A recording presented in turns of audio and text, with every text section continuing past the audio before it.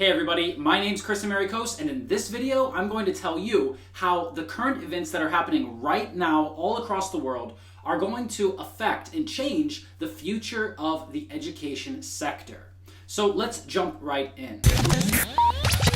Now, you've probably heard about disruptive technologies that change complete industries, right? We have Tesla that introduced electric cars and showed that electric cars can be made and sustainable and can be profitable, and other companies have followed suit. So it's really revolutionized the automobile industry. And we can see that other types of products have also done the same. New technology has come out, something that was a little improvement or adjustment to what we had before, to what we can call traditional industry technology. And this new technology changes things. And so from the positive side, we say that this is disruptive technology. It's just disrupting this industry, right? And it's just changing things so that it can be better. And on the other side, we say, you know what, this is really a big problem. It's not just disrupting the industry, but people are losing their jobs. And the old infrastructure that was built into these industries is falling apart or becoming obsolete because now we have this new standard, this new level of technology. Well, I'm not here to talk to you about technology. I'm here to talk to you about pandemonium. Yeah, people going crazy and thinking that it's the end of the world, or thinking that something poses a very serious threat to them. Specifically, viruses, illnesses, sicknesses, and things that can be transmitted from one person to another. Now, this type of incident is very important and very relevant today. If you watch this video a month from now, a year from now, you might not think that it's so important. But right now, I'm assuming that when you watch this video when it's published, that you'll understand that we're in the middle of a big crisis around the world. And lots of people are talking about this. So I'm not here to comment on that and those events. I'm here to talk about the future and what's going to happen after that. Now, the chances of this being Armageddon or the end of the world are very, very, very small. And if that happens, we'll have a lot bigger problems to deal with. So taking the approach that we should focus on that small risk is really not a useful way for us to spend our time. Probably what's going to happen is this thing, no matter how bad it gets, will go away. And after that, there will have to be some changes and people will go back and review what we were doing before. Now, with disruptive technology, that's what happens. This new technology comes in, people start using it, they find out it's better to do it this way, and then they stop doing it the old way, right? It slowly transitions and changes, and in some industries maybe faster and some others slower, but that's how it happens, right? Something new is introduced, everybody kind of freaks out a little bit, the old slowly goes away, the new slowly comes in and becomes the standard, right? Until the next level of technology comes in. Well, with human transmitted and diseases and illnesses that are transmitted between people, this brings up a big question for us. How much physical contact should we be having with other people? And the answer during these critical moments like right now, the answer that lots of education companies, universities, major international workplaces, multinational companies, they have made the decision that their workers can work from home. Many of them. Now, of course, there are people on the ground who need to go out and do their job so that our underlying infrastructure still works. And without that underlying infrastructure, like the electrical grid, the power grid, none of the other things that we do are going to work. So I want to make sure that everybody understands that we're not leaving that out. But I am talking about online work and working from home. A lot of companies have already transitioned to this. They had a plan, an emergency plan. If we need people to work from home, if they can't come in, if there's some kind of big crisis like right now, how can they do that? How can they keep being productive and working for us, right? So companies have thought of that. And they have started to tell people to go home and work from home. Now, the question here, or the big commentary from me is, well, yeah, you could have always done that. And so that's what we're really going to be focusing on right now. So let me give you a little insight as to how this works. Now, it's probably very clear to everyone, and you'll say, well, Chris, it's kind of obvious, but a lot of people haven't thought about it and haven't thought about the long-term second and third order consequences that are going to happen because of what we're doing right now. So take a look at this. 1 week ago, people were talking about how serious this thing is, but not many people were taking action. People were still going to work, everybody was still living their normal life. Next, we have today. Now, yesterday there was just some big news released, and the United States has changed its behavior and its position on this. But today, at any point in time, looking at things from a one-day perspective, it doesn't really give us the most accurate information. There's a lot of things that can happen in one day that can make us very emotional or make us believe that something is more important or less important than it really is. So usually what happens is today, on any given day, we look back to the past to help us understand what is going on. So today we can look back to 1 week ago and we can understand that even though people didn't start taking action then, maybe they should have. And so what do you think that's going to do for the future? If we take the approach that, yes, today we understand that a week ago we should have done it differently, then that also means that tomorrow we're going to take more action to make sure that things catch up, right? So that now people are doing things the right way. We're going to try to correct what we were doing before because now we think that it's a mistake. And then 1 week from now, we hope that with this new insight, we will take appropriate action and we will do what we need to do to continue to live and to continue to combat this crisis that we're in. Now, you might be saying, Chris, it's obvious. Well, look at this. This is just 2 weeks, right? A week ago and a week from now. And just in that short period of time, we can really see changes in attitudes, beliefs, and that's really, really strong because in crisis periods, that's when people and countries make huge changes. But let's look at it in a much bigger way, from a bigger perspective. A lot of people compare the epidemic or the pandemic that's happening right now not to anything that we have experienced in our lifetime, but something that happened something that happened 100 years ago, which was called the Spanish flu. And it affected a huge percentage of the human population. Lots and lots of people died, but a lot of people don't really pay attention to that thing in history, this event in history that was really important from an epidemiological point of view. But it's very, very similar to what is happening right now. And that's also because markets, nature, and life, it works in cycles. So there are always going to be situations like this, and we know that, and that's why we have people working on it all the time. How can we do it better in the future? That's something that we use this process that we just talked about, right? Right now, we look to the past to understand what was right and wrong, and we do more of what was right and less of what was wrong, and we put things in place so that in the future, we do it in a better way. So 100 years ago, there was something similar to this, and people had to learn from it, but unfortunately, no one now who is alive, at least I'm guessing that there's no one that old. I know there are some centenarians, right, 100-year-old or older, but for the majority of the population, we haven't seen or experienced anything like this in our lifetime. So we don't really understand what's going to happen, and we don't really have that personal experience. So let's think of it differently. 10 years ago, how did people feel about this? There were other viruses and diseases and things that were causing panic and crisis, but not like right now, right? This is bigger. So 10 years ago, we had this. We knew about this, people were studying this, and people were planning for when it happens.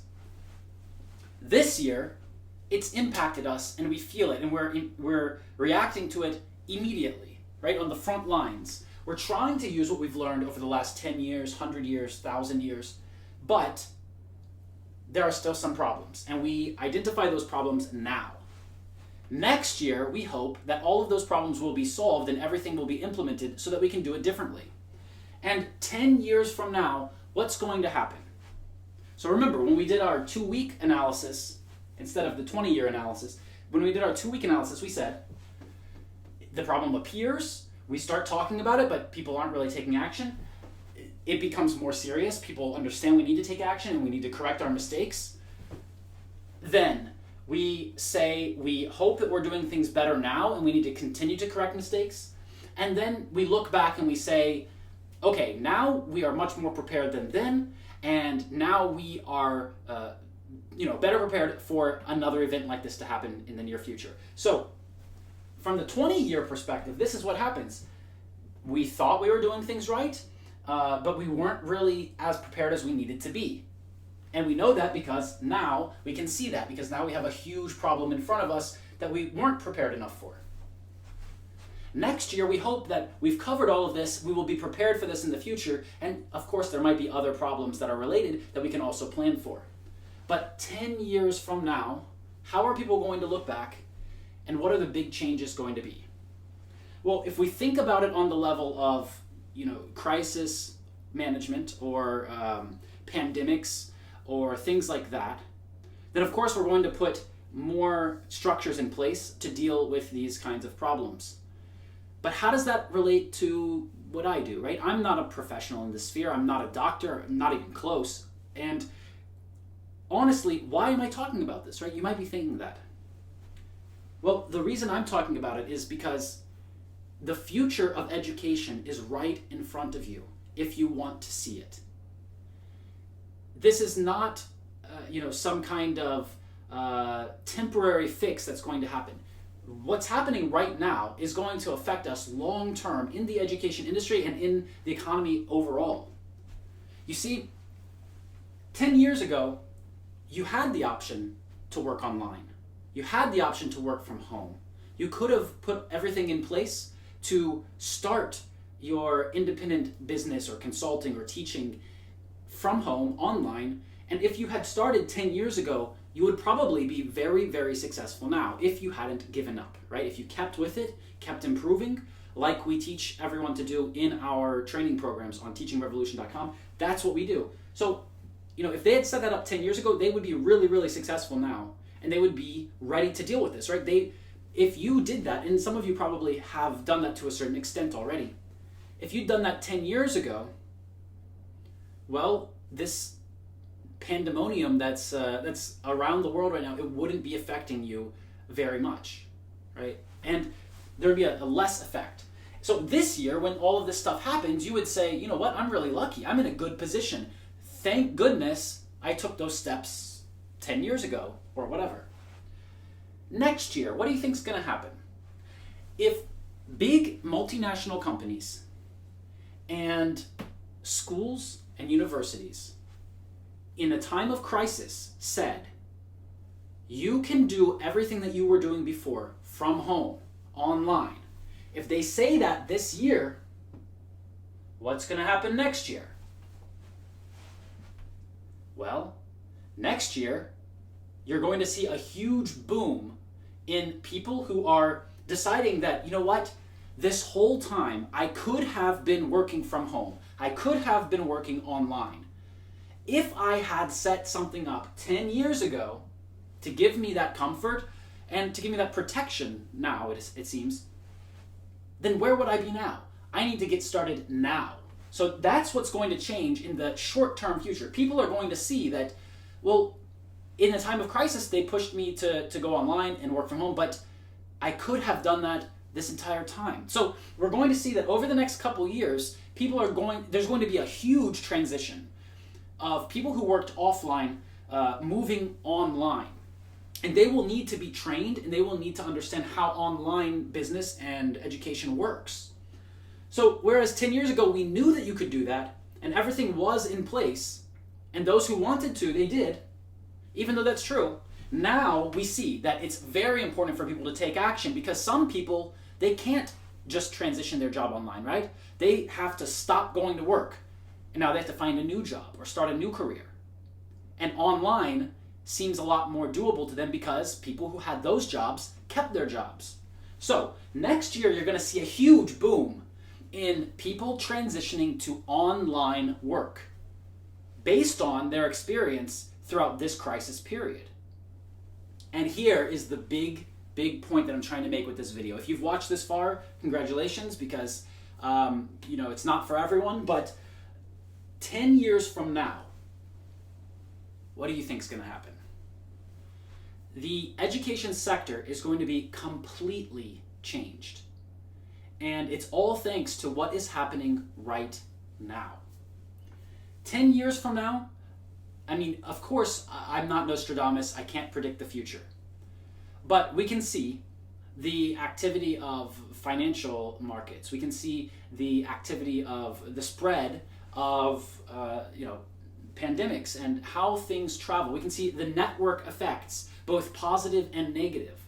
We can see that online remains a viable option even when we have a threat like right now. So 10 years from now, what you're going to see is you're going to see the online landscape so full of people who do online education that it's going to be almost like offline education. It's going to be so highly developed and so highly competitive that there are going to be established players in different segments, different niches, and people are going to look back and say, you remember when people thought that working offline or studying offline or teaching or learning offline was better than doing it online? Do you remember that? We're going to look back and we're saying, do you remember that you used to think that offline teaching was the only way to go? I used to. 10 years ago, that's where I was. I had started my own teaching business offline. I had a school. I had other teachers working for me. I was living in Russia at the time. And I really sincerely thought that offline teaching is the only way because people won't pay for online. People don't want to go online and have lessons. I thought that they needed that personal connection. And I couldn't have been more wrong, right? This year, we are doing, I don't want to keep mentioning how much we make, but we make a lot of money with online education. We help teachers start and grow their own teaching businesses online, and I have my own online teaching businesses too. And this has been such a great thing for me to hold on to, especially in times of crisis like right now. And I just want to make sure that other people know that this opportunity is out there, because 10 years from now, it's going to be completely different. People are going to accept that online is a much better way to study and to learn and to teach and to work in many, many situations. Not every situation, not every job, it's not for everyone. But if you are a teacher right now of any subject, then consider moving online. And I strongly urge you to move online. And that doesn't mean that you have to buy my program or do my free training that I have on the website, teachingrevolution.com. You don't have to do that stuff. You can, the link's under this video, but just go online. I will be happy just seeing people understanding this change that's happening more. This change has been around more than 10 years. People who caught on fast have been successful, and they've been protected from things that have come about recently. So that's it for this video. I just wanted to share those insights with you. Those are things that I've been thinking about recently, and recent events really sparked this. In my brain, these ideas are just going around and around. I can see what's going to happen with this market in the future. I'm deep in it. I'm already fairly well established here, and this thing is about to skyrocket. It's about to blow up and become the biggest thing that there is, because people will turn to the internet and go online for their education more and more and more. And universities and other educational institutions that don't get their act together and don't set up appropriate platforms for delivering their educational products online, they're going to lose out and they're going to disappear. So online really is a huge, important place to be right now, and you need to go there. So again, if you need help starting or growing your online teaching business, then you can click the link under this video and you can join our free basic training and go through that. And if you want to work with me further after that, I do have another paid program where I work more personally with people to do this. But again, I'm not trying to sell you guys anything. You can join that if you want or not, but it's really important for teachers everywhere to know what's going to happen. Right now we're in the thick of it, and sometimes it's hard with surviving day to day to see what's going to happen in the future, the short term and the long term. So that's it for this video. Thanks a lot for watching to the end. If you liked it, go ahead and press like, leave a comment, press subscribe, and share it with someone else if you think that it might be useful. If you didn't like it, you can write something hateful under the video, or you don't have to waste your time. You can just move on. But I really hope that you found something useful in this video, and maybe it'll get people to think about the opportunities that are right in front of them. Because you don't have to wait for a crisis period to take note of the changing technology and changing environment of how people are working, studying, and teaching right now. All right, have a great day. I will see you in the next video.